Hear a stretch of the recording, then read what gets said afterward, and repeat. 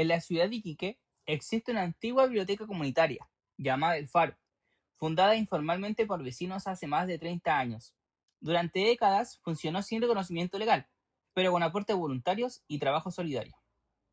El año 2024, los administradores decidieron formalizarla y constituyeron una corporación sin fin de lucro, denominada Corporación Cultural Biblioteca El Faro. Con ello, la biblioteca comenzó a contratar personal, recibir aportes estatales y celebrar contratos de compraventa de libros. A los 3 meses de su creación formal, la corporación contrató a Matías Rojas, un bibliotecario de 25 años con contrato indefinido. Matías, mediante su cédula nacional de identidad, pudo celebrar dicho contrato, abrir una cuenta bancaria y obtener un crédito educativo. Hernán, tío abuelo de Matías, de 95 años de edad, fue declarado judicialmente interdicto por demencia senil y se nombró a su hija como curadora. Pero Hernán, antes de la sentencia, había manifestado querer donar una colección de libros patrimoniales a la biblioteca. Sin embargo, la curadora sostuvo que la donación no podía ejecutarse por su interdicción. Por otro lado, la corporación El Faro enfrentó varios problemas financieros y no pudo cumplir las obligaciones que tenía con su proveedor.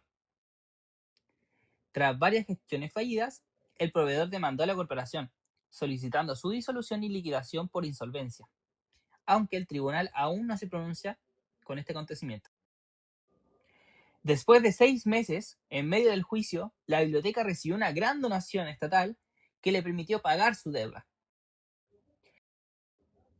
Pero en dicho periodo, Matías sufrió un accidente automovilístico y falleció en septiembre del año 2025. Al momento de su muerte, él mantenía bienes y deudas pendientes.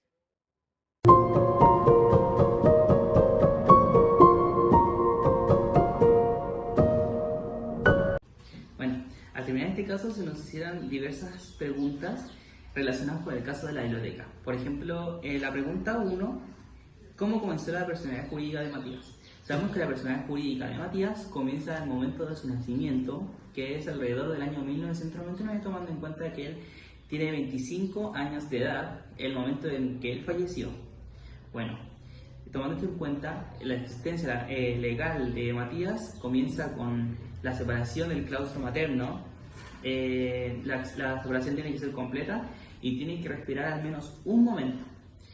Cumpliendo estos requisitos, ya es una persona.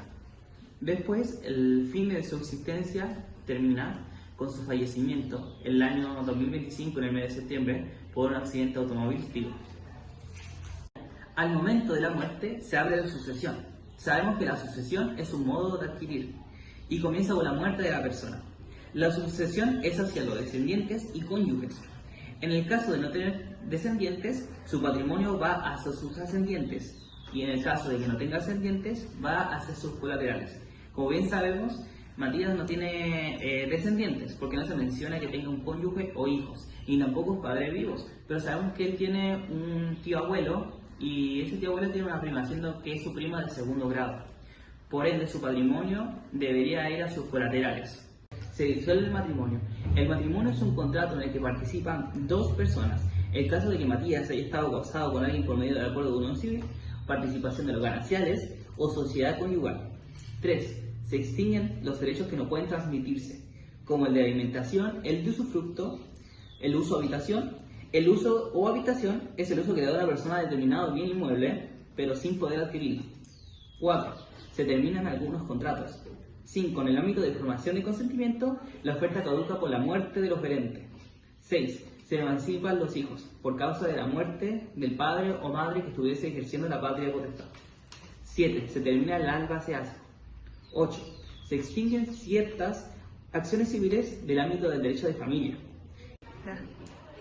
En el caso de Matías, él no tiene hijos ni está casado, por ende no se disuelve el matrimonio, ni se emancipa a los hijos, porque no tiene ni esposo o esposa, ni hijos o hijas.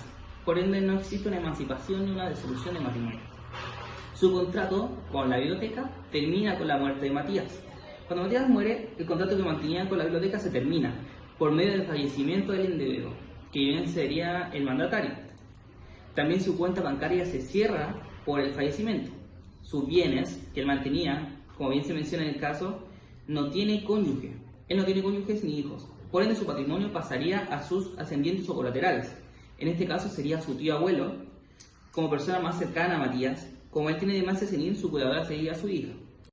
En el caso de sus pasivos, o sea, deudas y obligaciones, estas se transmitirían por medio de su sucesión hacia su tío, aunque cabe la posibilidad de que se dé cuenta que tiene un seguro de gravamen, por ende, este seguro de gravamen cubriría la deuda totalmente que Matías mantenía al momento de su muerte, ya que el seguro de gravamen aplica cuando Matías muere. Como bien he mencionado, el señor Hernán fue declarado incapaz judicialmente, por ende es declarado interdicto. Esto afecta en el modo que él ya no puede administrar su patrimonio. El señor Hernán planea donar una colección de libros patrimoniales a la biblioteca, pero la curadora menciona que la donación no puede realizarse, o sea, niega la donación.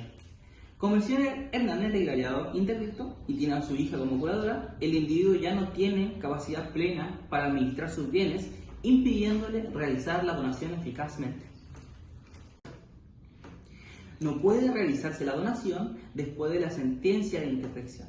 El curador tampoco puede realizar la donación de los bienes de Hernán por el hecho de que éste es declarado interdicto, por ende es incapaz de administrar sus bienes.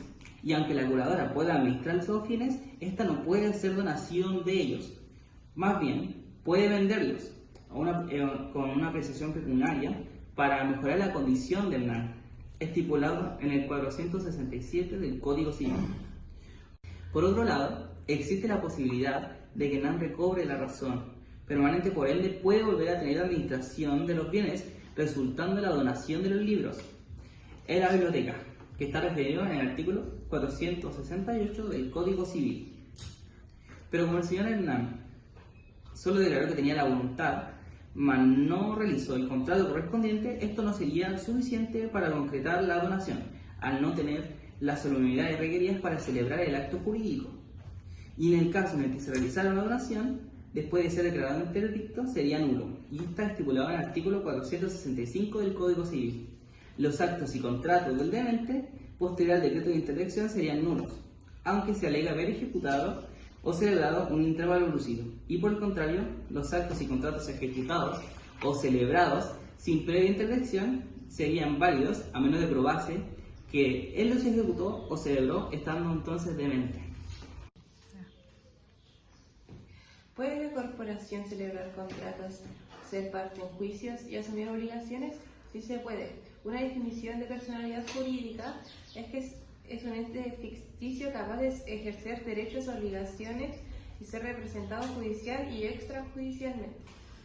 Como la corporación se constituye como persona jurídica sin fines de lucro, entra dentro de esta categoría, lo previamente descrito en el artículo 545 del Código Civil, donde dice que se puede celebrar contratos de compraventa, puede contratar personas, también puede ser representado judicial y extrajudicialmente por un tercero, y también nos dice que puede contraer obligaciones con proveedores, como también puede pedir créditos bancarios.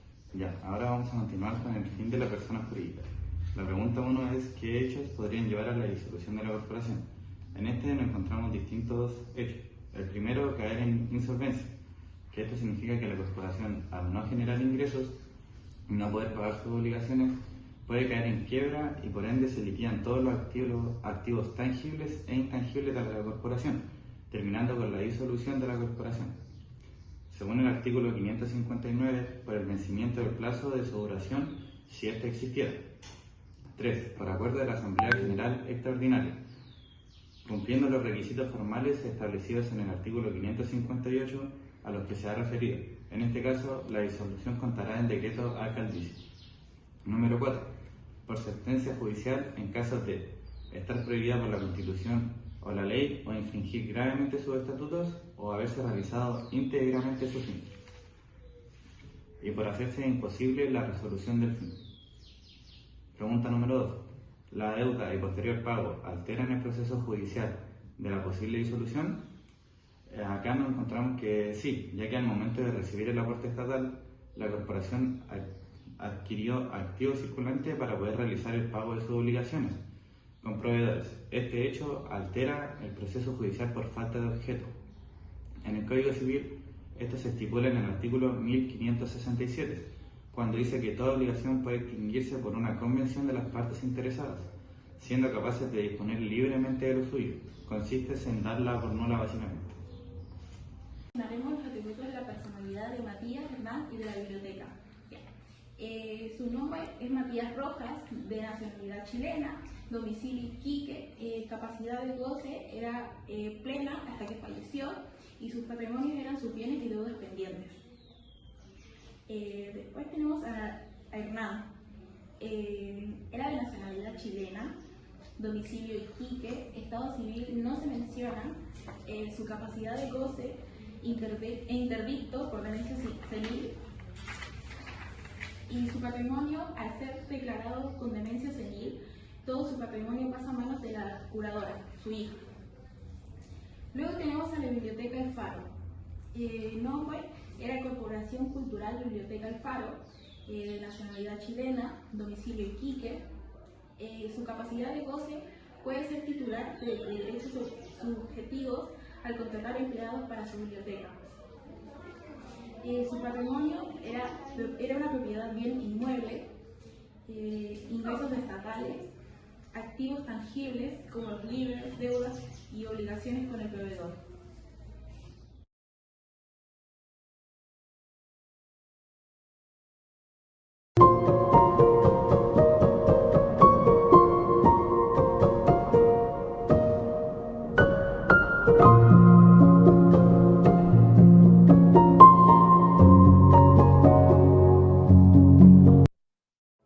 En la ciudad de Antofagasta, Carolina Pérez y Raúl Cifuentes contrajeron matrimonio civil en marzo del 2022. 2 años después, comenzaron a tener problemas y dejaron de convivir, pero nunca iniciaron un juicio de divorcio ni separación judicial. En septiembre del 2024, Carolina comenzó una nueva relación con Tomás Aguilera, sin haber realizado formalidades legales respecto a su matrimonio anterior. En diciembre del mismo año, los médicos confirmaron que Carolina estaba embarazada.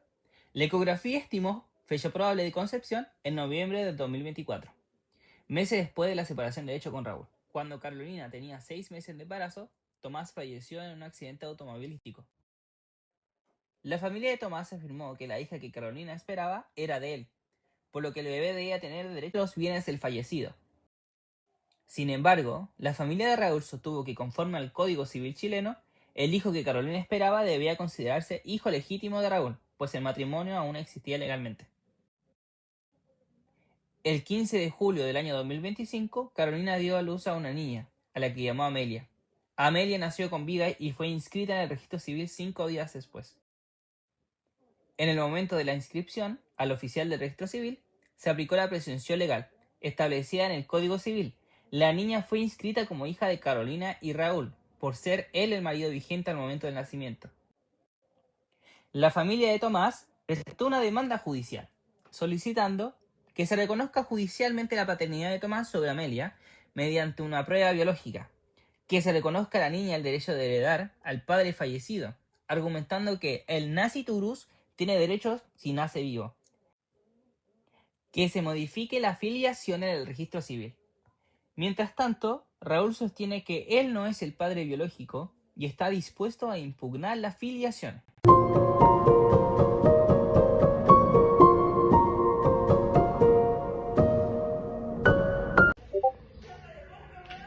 Ahora vamos con las preguntas del caso El nacimiento de Amelia.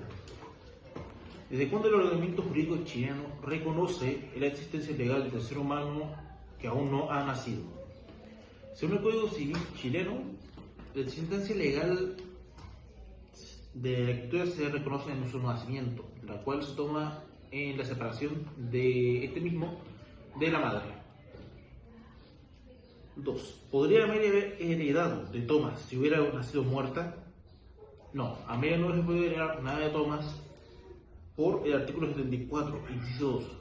La criatura que muere en el vientre materno o que perece antes de estar completamente separada de su madre o que no haya sobrevivido a la separación un momento siquiera, se reputará no haber existido jamás. De acuerdo con este artículo, Amelia nunca habría existido, y todos sus derechos y obligaciones habían pasado a otra persona. Esto por el artículo 77 del mismo Código Civil. Raúl Taqueo. ¿Por qué el registro civil inscribe a Amelia como hija de Raúl y no de Tomás? Esto sucede más que nada por el hecho de que la propia madre de Amelia, Carolina, seguía casada legalmente con el propio Tomás, con el propio Raúl, y no con Tomás. Esto opera bajo el artículo 187, que es por la presunción de paternidad matrimonial.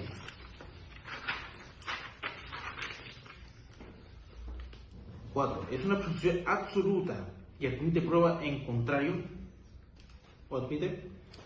Este tipo de presunción no es absoluta, ya que solo es una presunción legal, la cual se puede destruir con pruebas biológicas que demuestren lo contrario o impugnidad de la paternidad. Por lo tanto, la familia de Tomás podría probar que la paternidad le corresponde a él y no a Raúl. Ya todo.